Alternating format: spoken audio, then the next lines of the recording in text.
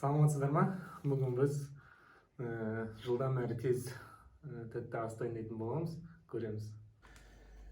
Осылай қыздырылған тавамызға осындай сливочный май саламыз ішіне.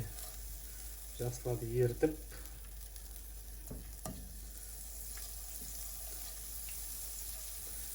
толықтай ергенше араластырып, өйстіп жан-жағына жағып,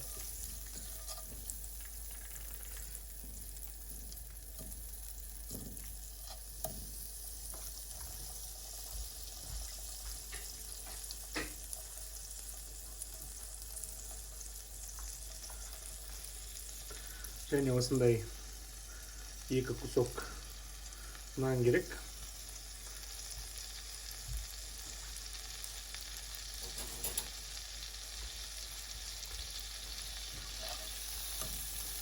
Майымызды толықтай еріткеннен кейін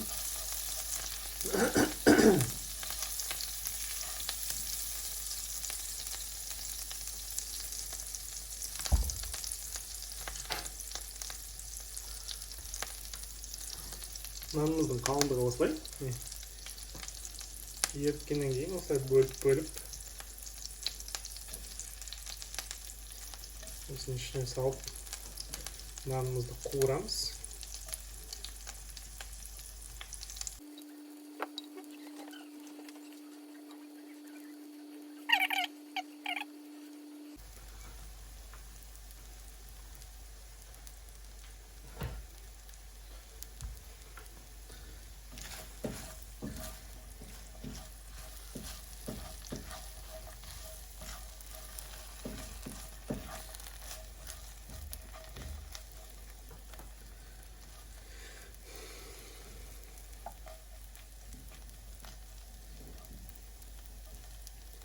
Осылай екі жағынан жақсылап қуырып аламыз нанымызды.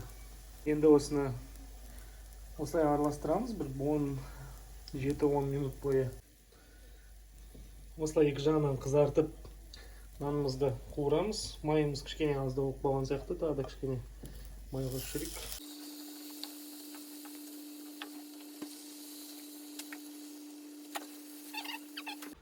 Енді осындай 3 бас чеснок керек бізге. Жақсылап ұсақтаймыз бұны. Мынандай чеснок өткізетін нелеріңіз болса, сондаймен де істеуге болады.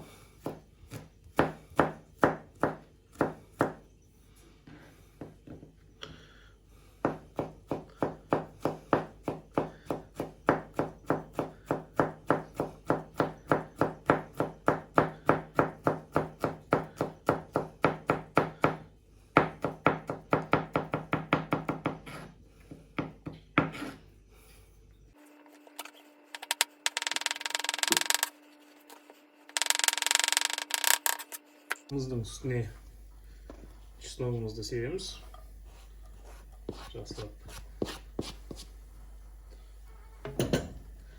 араластырамыз.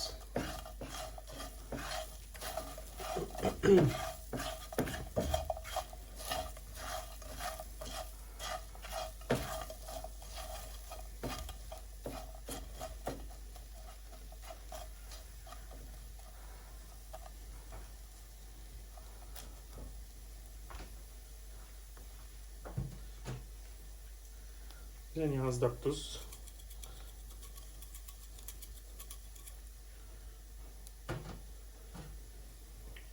Және қара бұрыш қосамыз.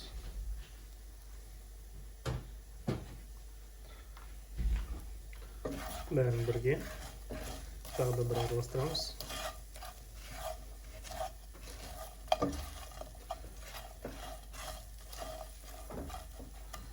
Тағы бір 5 минутқа қуыруға қоямыз.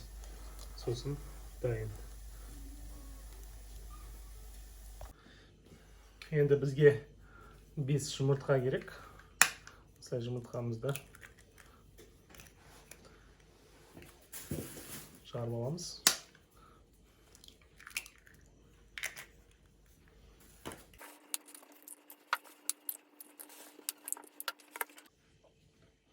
Енді осы жұмыртқамызға тұз қосамыз аздап. Және бұрыш.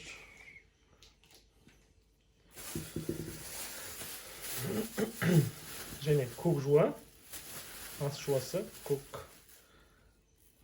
Бізде туралған дайын замороженный түрі. Болса өздеріңіз свежий қоссаңыздар болады.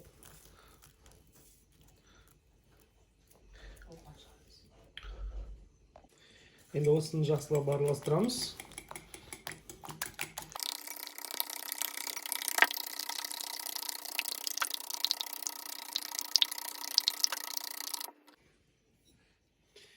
Енді жаңағы қуырылған нанымызды осы жұмыртқаға қосамыз.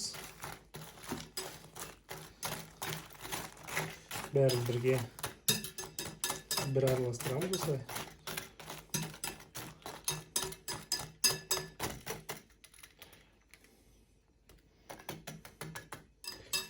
Кішкене бір 5 минутқа қоя тұрамыз.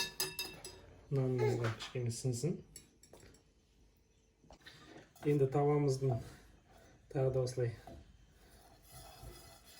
маймен асын майлап аламыз. Сливочный маймен.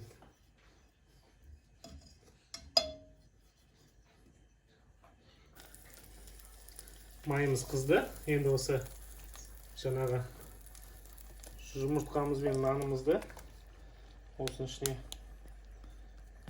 құямыз.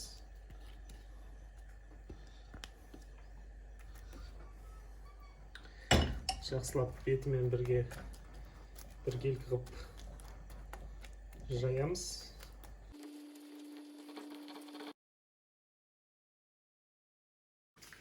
Және бізге осындай үккіштен өтілген сыр қызанақ керек. Және қызанағымызды ұсақтап тураймыз.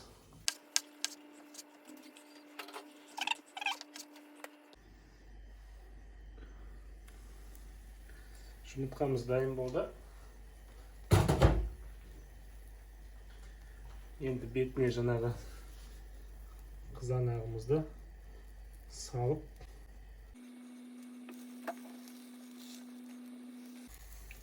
үккіштен өткен сырымызды бетіне саламыз.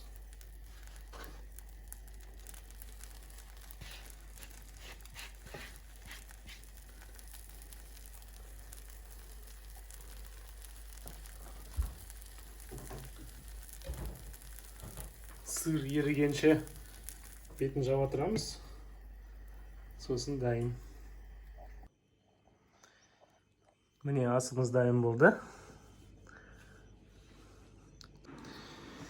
Ал енді бисмиллах деп асымыздың дәмін көрейік.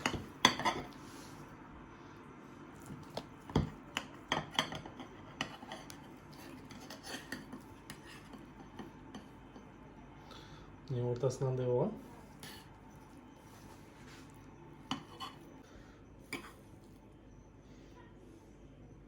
Пісін.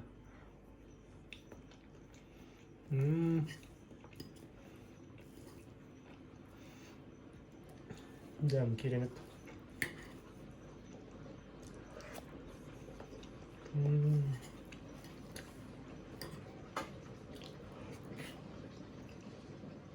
Міндетті түрде жасап көріңіздер. Астарыңыз дәмді болсын. Асымыз дайын. Міндетті түрде жасап көріңіздер. Каналға қосылып, лайк басып, комментарий жазамыз. Сау болыңыздар.